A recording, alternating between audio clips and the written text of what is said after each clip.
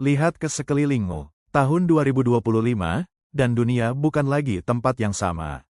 Perang dingin baru telah dimulai, bukan dengan peluru, tapi dengan chip, data, dan mata uang digital yang dikendalikan penuh oleh negara. China dan Amerika saling intip, saling tekan. Rusia tidak tinggal diam. Timur Tengah selalu mendidih, siap meledak kapan saja. Dan Eropa terjebak di antara ego dan energi. Sementara itu, bank sentral di seluruh dunia sedang main sulap dengan suku bunga dan likuiditas. Mata uang fiat itu bukan lagi alat tukar, tapi alat tipu. Inflasi, mereka bilang, transitori. Omong kosong, nilai uangmu mencair pelan-pelan, tapi pasti. Dan di tengah badai geopolitik ini, aku tanya satu hal, kau masih simpan hartamu dalam angka digital yang bisa dihapus dengan satu klik. Dalam kertas yang nilainya ditentukan oleh birokrat yang bahkan tak bisa menyeimbangkan anggaran negara mereka sendiri. Wake up, emas, logam tua ini, satu-satunya yang tak bisa dicetak, tak bisa dipalsukan, dan tak bisa dibunuh oleh krisis. Sepanjang sejarah, dari kerajaan Mesir sampai krisis Venezuela, emas selalu jadi benteng terakhir dari kehancuran sistemik. Dan kini, tahun 2025, emas kembali menjadi panglima dalam perang nilai.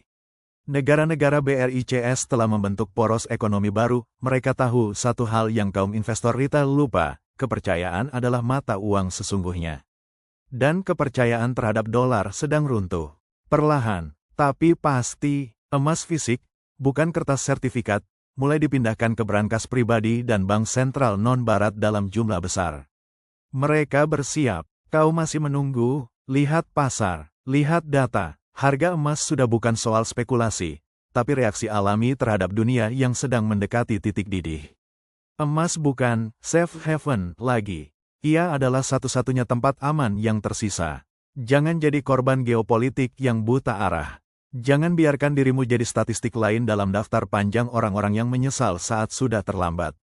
Saat kamu bangun suatu pagi dan mendapati mata uangmu dibekukan, rekeningmu diblokir karena kebijakan darurat, dan hanya emas yang bisa kamu andalkan, saat itu kamu akan sadar, investasi sejati bukan soal return, tapi soal kontrol. Kontrol atas nasibmu, kontrol atas hartamu. Emas bukan hanya logam, ia adalah perlawanan, ia adalah kekuasaan dalam bentuk paling purba dan paling jujur. Dan di tahun 2025 ini, ketika tatanan global runtuh pelan-pelan di balik layar diplomasi palsu, emas adalah senjata terakhir bagi mereka yang tak ingin jadi budak sistem. Jadi sekarang aku tanya, kau mau jadi bagian dari elit yang memegang emas, atau jadi massa yang menggenggam kertas tak berharga? Pilih.